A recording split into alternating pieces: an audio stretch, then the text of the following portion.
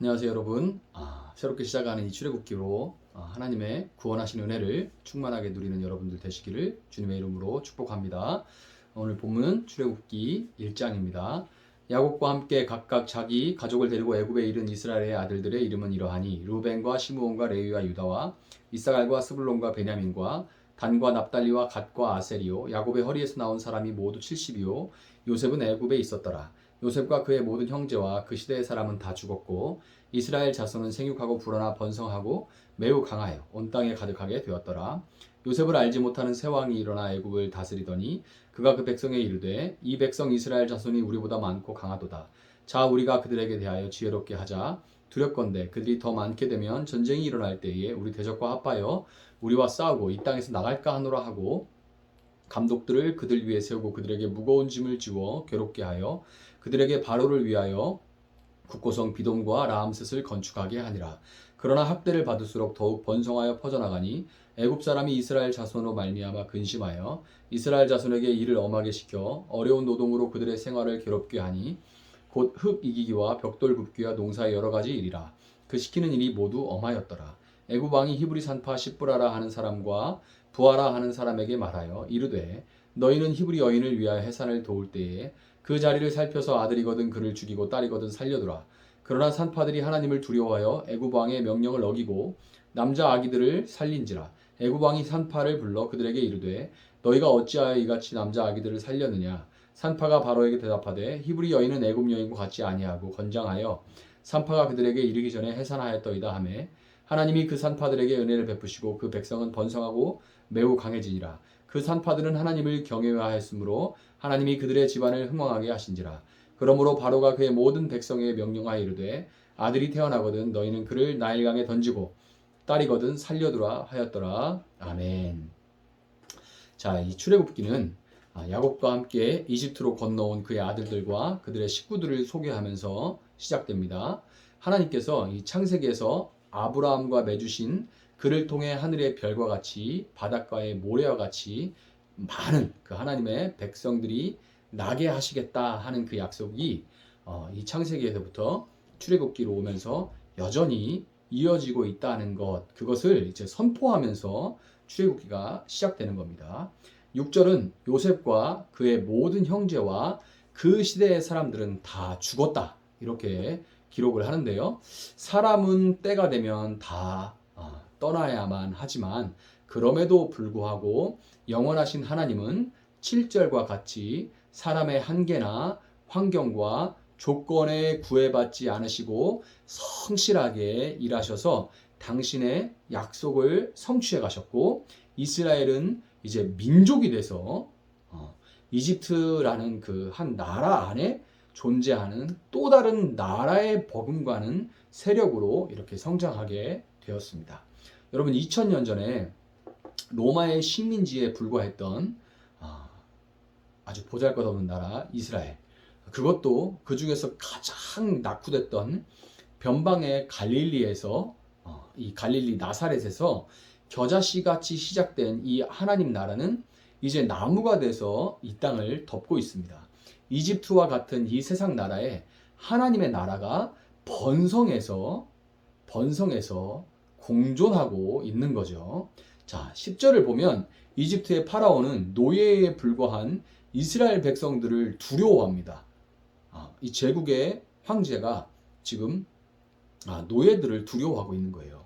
자, 파라오의 이런 반응은 그 땅의 질서와 구조를 지키고 유지해야 하는 통치자로서 당연한 반응입니다. 왜냐하면 이 이스라엘 백성들은 뭐 노예가 이스라엘 민족만 있었던 건 아닌데요. 그러나 이 이스라엘 백성들은 자신들과는 근본적으로 다른 존재들이라는 것을 이 파라오는 알고 있었던 거예요.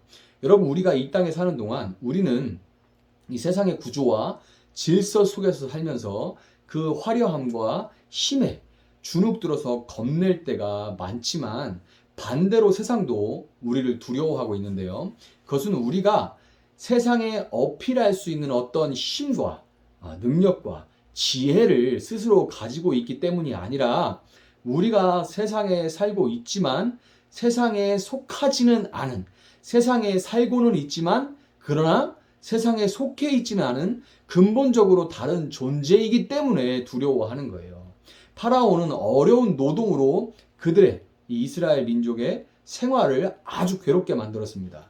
고증에 따르면 이집트는 당시 역대의 다른 제국들, 뭐 아시리아나 뭐 이런 제국들의 바벨론 제국 이런 제국들에 비해서 노예들에게 관대하고 그들의 이 노예들의 복지를 살폈던 그런 나라라고 하는데요. 이게 이제 역사에 기록된 것입니다. 그런데 유독 유대인 이 히브리 노예들만은 가혹하게 다뤘던 거예요.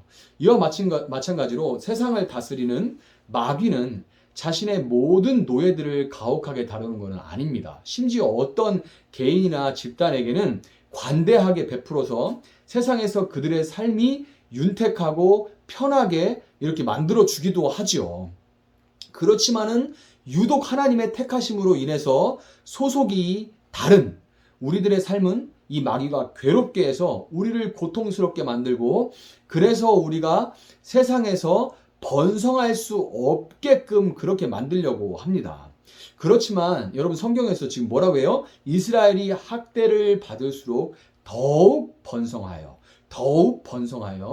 퍼져 나갔다 이렇게 말하죠. 이와 마찬가지로 삶의 고통은 우리로 하여금 더욱 하나님을 의지하고 이게 참 은혜로운 역설입니다. 더욱 하나님을 의지하고 그분께 매달리게 함으로써 오히려 우리의 신앙을 더욱 견고하게 하고 그 가운데서 하나님께 매달려서 하나님께 받은 은혜를 받아 누린 그 은혜를 나눔으로 더 많은 하나님 백성들이 생겨나게 만들 뿐인 거예요. 참 놀라운 역설이죠.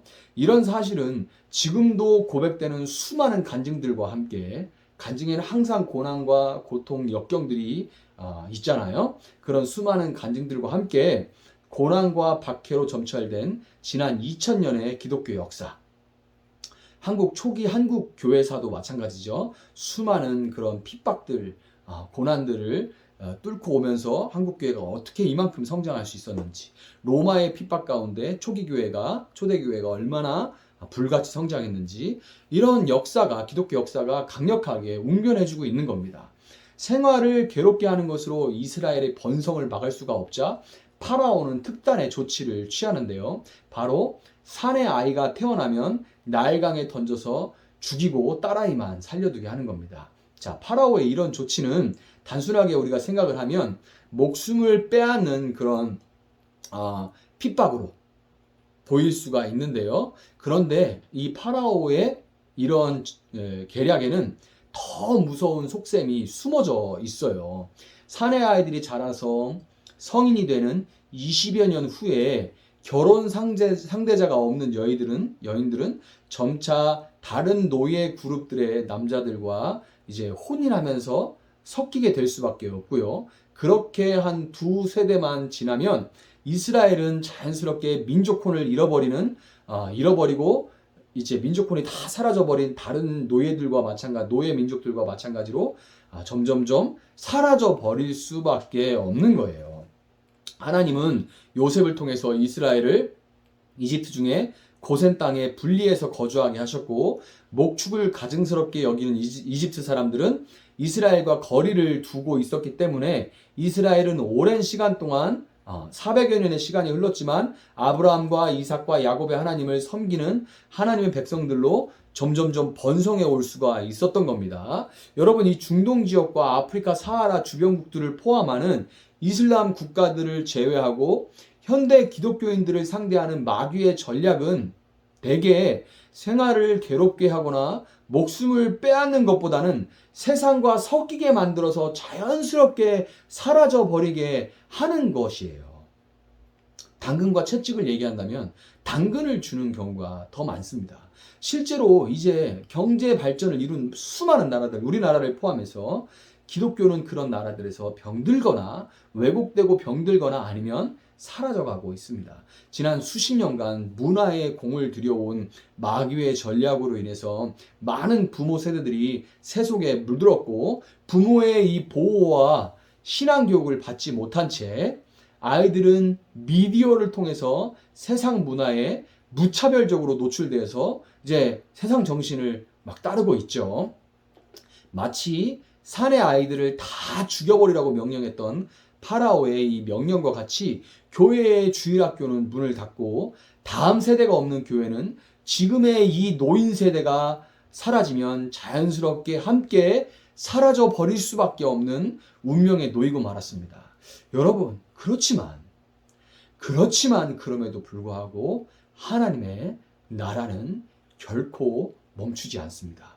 물론 출애굽기는 2장부터 등장하는 하나님이 준비하신 다음 세대 이 모세를 중심으로 펼쳐지지만 그 모세와 함께 이스라엘의 민족의 역사를 이어나갈 수많은 다음 세대를 지켜낸 것은 바로 히브리 산파 십부라와 부하입니다.